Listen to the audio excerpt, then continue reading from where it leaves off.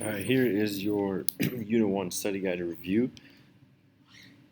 First off, defining one of the principles of the Constitution, separation of powers, is the division of power among the branches um, of government, and it's not the checks and balances, which they look over each other, but it's the different powers that each branch has listed in the Constitution. If Congress passes a law, it's a federal law, and it's called a statute.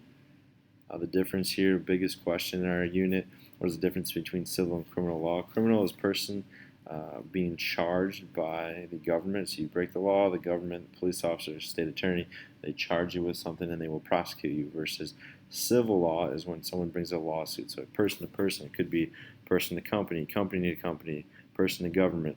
And those result in usually paying off money, but there is no jail time for a civil law dispute. The Supremacy Clause states that the Constitution is the supreme law of the land. Don't get this then confused felony and misdemeanor with your criminal and civil law. A felony is the more serious of a charge, like armed robbery, rape, murder, and you could result in a fine or more than a year in prison, which is versus your misdemeanor is less than a year in prison, simple assault, theft, things like that. Your definition of law, make sure you know this well. Rules and regulations made and enforced by government that regulate the conduct of people within a society. Define human rights, those basic privileges that everyone as a human being receives. Jurisprudence, the law, study of law and legal philosophy. When you're looking at the different branches, the judicial branch, their role is to interpret, see if the law is correct, doesn't violate any constitutional rights, and then resolves legal questions. Your legislative branch is like Congress, and they make the laws and pass the laws. Under judicial review, one of the basic principles, process by which court decides whether a law passes are constitutional. Local laws are called ordinances. Lobbying, when you're advocating something, you might have a lobbyist, someone trying to persuade a lawmaker to take action, introduce a bill a certain way. A lot of times this is influenced by money.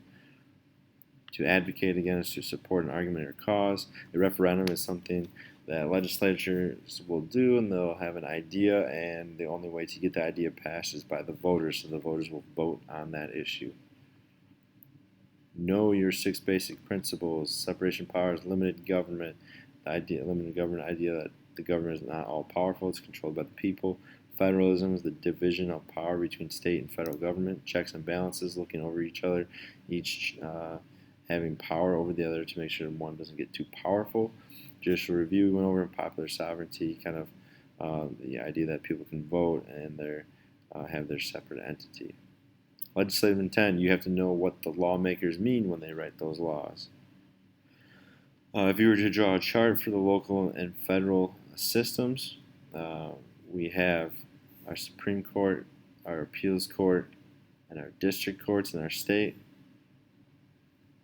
our Supreme Court, appellate court, and circuit court as well.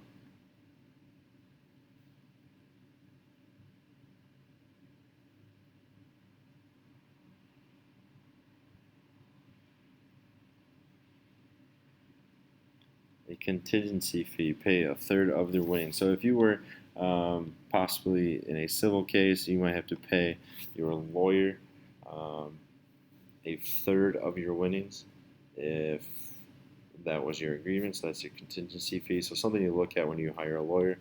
When we're looking at lawyers' malpractice, that's when someone brings a lawsuit against the lawyer for loss or injury, or maybe the client lost because of the lawyer's error. There's 9 Supreme Court justices. What are the U.S. district courts they're also known as trial courts. So if you go back up here, you're looking at your federal courts, district courts right here, the lowest. That's where all the trials happen. All these circuit courts, that's where all the trials happen in our state. Easy to remember that they both have a Supreme Court on top. It's just a little bit different. Appeals court versus appellate court, but your district courts are your federal trial courts. Again, the other courts, appellate, appeals, supreme, they don't have juries. It's just the lawyers speaking. Qualifications: 18 years old, citizen of the U.S., and resident of the state in order to become a juror. And you also have to be able to speak English.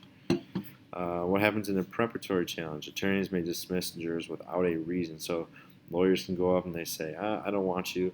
You can't base it off of race or ethnicity or religion or gender. An allegation is an accusation that has to be proven. So if you're an alleged serial killer, it's alleged before you're convicted of guilt.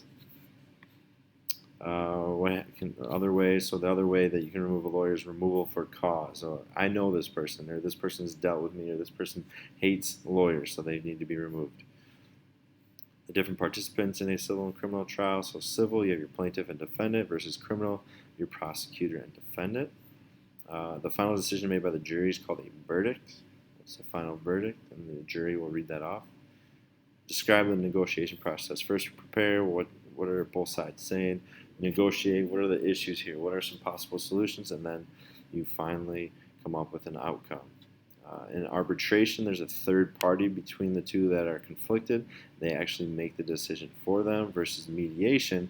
The third party is there to make suggestions, but they don't make the final decision. Informal talk is a way that we always resolve our everyday conflicts. And then these last two are very important, these last two questions. The 4 values that we make laws morally. Is it morally right, like killing? Socially, how do we create a social structure that helps everyone, protect minorities? Economic, like things like stealing and things like that. The system, paying taxes to keep the economic system strong. Then politically, protecting rights to vote and participate. Then the goals here of lawmaking. All those human rights should be protected. Should be promoting fairness, even though we know all laws aren't fair. Resolve some of those conflicts between individuals or groups of individuals. Promoting order and stability. Promoting desirable social and economic behavior. Responding to the will of the majority, and then protecting the rights of all minorities. And that is your Unit 1 wrap up.